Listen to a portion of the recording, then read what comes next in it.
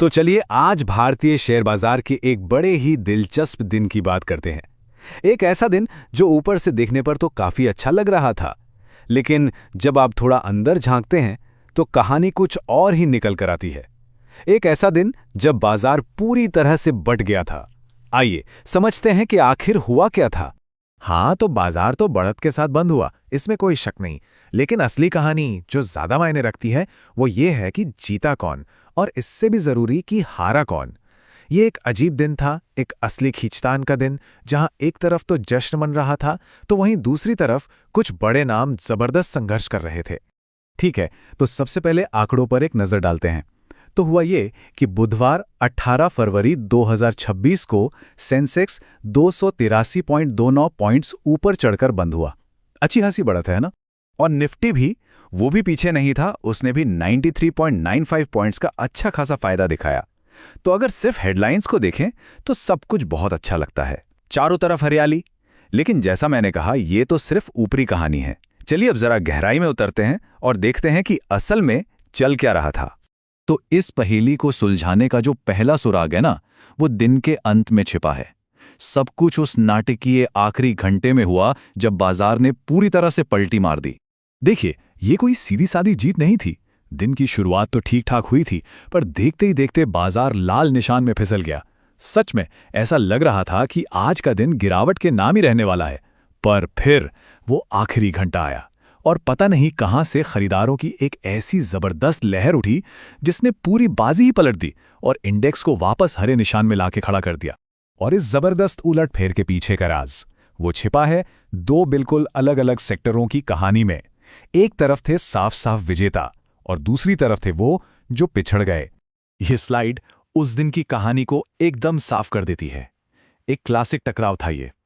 एक तरफ थे पारंपरिक उद्योगों के महारथी, टाटा स्टील, आईटीसी, रिलायंस जैसे नाम, और दूसरी तरफ भारत के सबसे बड़े टेक्नोलॉजी दिग्गज विप्रो, इन्फोसिस, टीसीएस, एचसीएल। मतलब एक असली मुकाबला। और अगर जीतने वालों की तरफ देखें तो उनका प्रदर्शन वाकई बहुत जबरदस्त था। टाटा स्टील में लगभग 3% का उछाल आया, आईटीसी में 2.21% की शानदार तेजी देखी गई, और फिर एक्सिस बैंक, रिलायंस, एमएनएम, ये सब भी 1% से ज्यादा ऊपर थे। तो जाहिर है इन स्टॉक्स का दिन काफी अच्छा रहा। अब आते हैं सिक्के के दूसरे पहलू पर। जरा सोचिए, भारत की लगभग हर बड़ी आईटी कंपनी, इन्फोसिस, विप्रो, टीसीएस, एचसीएल टेक, जिसका भी नाम लें, वो सब लाल निशान में बंद हुई। एक भी बड़ा नाम हरे रंग में नहीं था। मतलब बाजार में इससे साफ बंटवारा और क्या ही हो सकता था। ठीक है, तो सबसे बड़ा सवाल यही उठता है कि ऐसा हुआ क्यों? बाजार में इस तरह के साफ बंटवारे के पीछे आखिर वजह क्या थी? चलिए इसे समझने की कोशिश करते हैं। तो इस सवाल का जवाब हमें एक्सपर्ट्स की राय से मिल सकता है। जियोजीत इन्वेस्टमेंट्स के रिसर्च हेड विनोद नायर ने कुछ ऐसा कहा कि पॉजिटिव डोमेस्टिक सिग्नल्स ने ग्लोबल अनिश्चितताओं को कुछ हद तक कम करने में मदद की। ठीक है, सुनने में थोड़ा मुश्किल लग रहा है ना? चलिए इसे आसान शब्दों में समझते हैं कि इसका असल मतलब क्या है। तो इसे हम 3 आसान हिस्सों में समझ सकते हैं। पहला, बैंकिंग सेक्टर में काफी भरोसा था। ऐसा माना जा रहा था कि बैंकों के एसेट्स यानी उनके दिए गए कर्ज काफी मजबूत और स्थिर हैं। दूसरा, आईटी सेक्टर पर बहुत दबाव था। इन्वेस्टर्स इस बात को लेकर चिंतित थे कि एआई जैसी टेक्नोलॉजी उनके बिजनेस को कैसे बदलेगी और उनके मुनाफे पर क्या असर डालेगी। और तीसरा, जो कि सबसे अहम है, भारत के घरेलू हालात इतने मजबूत थे कि वो दुनिया भर की चिंताओं पर भारी पड़ गए।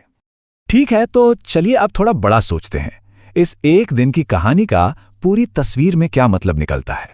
एक और बहुत जरूरी बात यह है कि बुधवार की ये बढ़त कोई अकेली घटना नहीं थी। असल में ये लगातार तीसरा दिन था जब बाजार ऊपर गया। सोमवार को बाजार चढ़ा, मंगलवार को भी बढ़ा और फिर बुधवार को भी। तो एक छोटा ही सही लेकिन एक पॉजिटिव ट्रेंड साफ साफ दिख रहा था। और ये सब हमें आखिर में एक बहुत ही दिलचस्प सवाल पर लाकर छोड़ देता है। क्या ये दिन, जहां पुराने स्थापित उद्योगों ने नई टेक्नोलॉजी के दिग्गजों को पीछे छोड़ दिया, क्या ये भारतीय बाजार में किसी बड़े बदलाव का संकेत हो सकता है? ये एक ऐसा सवाल है जिस पे आने वाले दिनों में यकीनन सबकी नजरें टिकी रहेंगी। शेयर बाजार में निवेश बाजार के जोखिम के अधीन है। मैं कोई सेबी पंजीकृत रिसर्च एनालिस्ट नहीं हूँ। मेरी तरफ से मैं बेस्ट जानकारी प्रोवाइड करने का पूरा प्रयास करता हूँ, पर शेयर मार्केट में कोई भी ट्रेडिंग या निवेश का सिस्टम 100% परफेक्ट नहीं होता है।